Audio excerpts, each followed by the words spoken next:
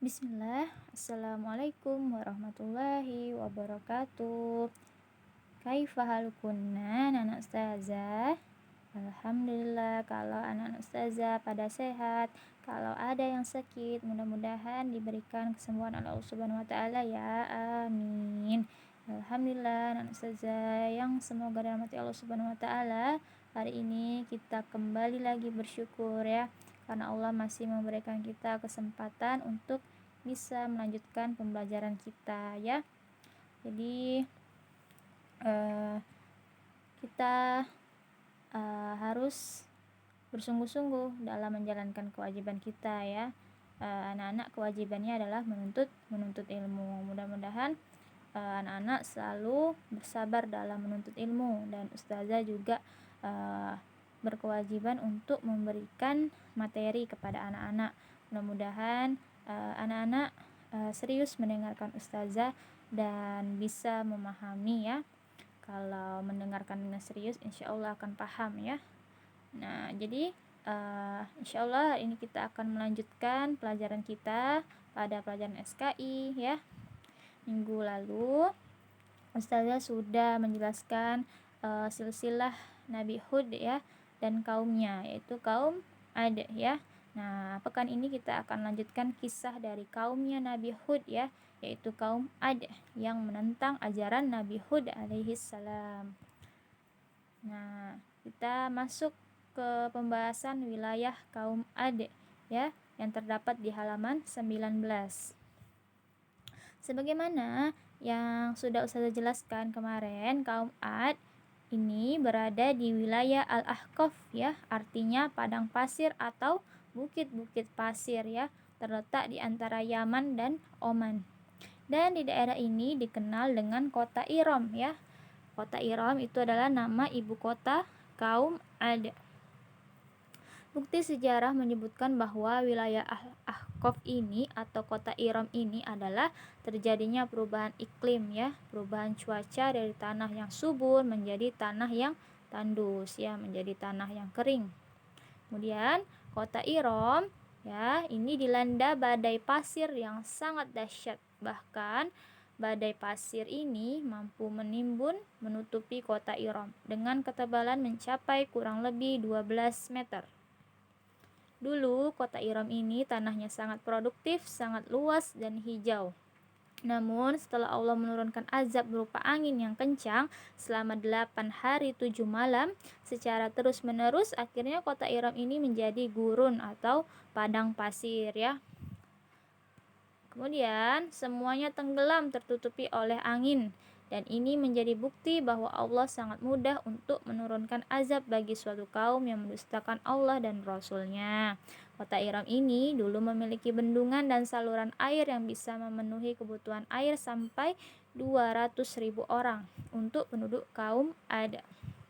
Namun semuanya tenggelam dikarenakan azab yang menimpa mereka, yaitu berupa angin yang kencang ya. Jadi kaum Ad ya, yang bertepatan di Al-Ahqaf atau terkenal kota Iram ya, itu tanahnya sangat subur ya, sangat hijau. Nah, kemudian bukti sejarah menyebutkan bahwa adanya terjadi perubahan iklim ya, yang menyebabkan tanahnya menjadi kering. Kemudian kota Iram berkelanjutan terjadi peristiwa badai pasir yang sangat dahsyat ya.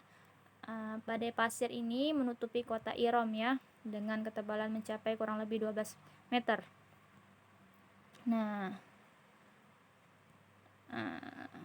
Kota Iram ini dulu memiliki bendungan saluran air yang bisa memenuhi kebutuhan air sampai 200.000 orang untuk penduduk kaum Ad ya. Namun Allah memberikan peringatan kepada kaum Ad ya, terjadi kekeringan ya. Nah, jadi dulu memiliki saluran air, terus Allah mengazab kaum Ad menjadi kota yang kekeringan. Nah, Nah, semuanya tenggelam dikarenakan azab yang menimpa mereka, yaitu berupa angin yang kencang ya. Kaum Ad ini dianugerahkan oleh Allah tanah yang subur, sumber air yang mengalir dari segala penjuru, bangunan-bangunan yang tinggi. Mereka diberikan kekuatan fisik, sejahtera dan makmur ya. Jadi kotanya luar biasa sekali ya. Bangunan-bangunan yang tinggi, ada sumber mata air dari segala penjuru dan tanahnya juga subur ya. Dan mereka juga mempunyai kekuatan fisik sehingga mampu melawan musuh-musuh mereka ya. Jadi sangat sejahtera dan makmur di kota Iram ini ya. Di yang ditempati kaum Ad. Namun semua itu tidak menjadikan mereka menyembah Allah, tidak menjadikan mereka bersyukur kepada Allah. Sebagaimana kaum-kaum sebelumnya, kaum Nabi Nuh yang menyembah berhala ya. Nah, jadi mereka tidak bersyukur kepada Allah atas segala nikmat yang telah Allah berikan berupa tanah yang subur, bentuk fisik yang kuat ya, terus mempunyai mata air yang bisa menampung sampai 200.000 orang. Ya, mereka ini kaum yang menyembah berhala ya, sebagaimana kaum-kaum sebelumnya yang menyembah berhala ya, yaitu kaum Nabi Nuh ya. Nah, kaum Ad ini adalah kaum yang pertama kali menyembah berhala setelah kaum Nabi Nuh ya. Mereka semua tenggelam dalam kenikmatan hidup dan kemaksiatan dan kesyirikan ya. Jadi yang kita bahas ini kan sekarang Nabi Hud ya, Nabi Hud alaihi salam. Nabi Hud itu adalah keturunan dari Nabi Nuh alaihi salam ya. Kemudian kaum Ad ini lahir setelah terjadinya peristiwa banjir pada zaman Nabi Nuh ya. Makanya dikatakan kaum Ad ini merupakan kaum yang pertama kali menyembah berhala setelah kaum Nabi Nuh ya. Lalu Allah mengutus Nabi Hud untuk mendakwai kaumnya ya. Namun justru adanya kesombongan-kesombongan dari kaum Ad. Kaum Ad menuduh Nabi Hud dengan tuduhan-tuduhan negatif. Bahkan mereka mengejek dan menghina Nabi Hud. Maka Allah pun menurunkan azab, dan azab kepada mereka itu tidak langsung melainkan diturunkan secara 2 tahap. Nah, tahap yang pertama yaitu terjadinya kekeringan yang melanda kaum Ad yang menjadikan ladang-ladang mereka menjadi kering. Lalu Nabi Hud menjelaskan bahwa itu peringatan sebelum Allah turunkan azab yang lebih dahsyat.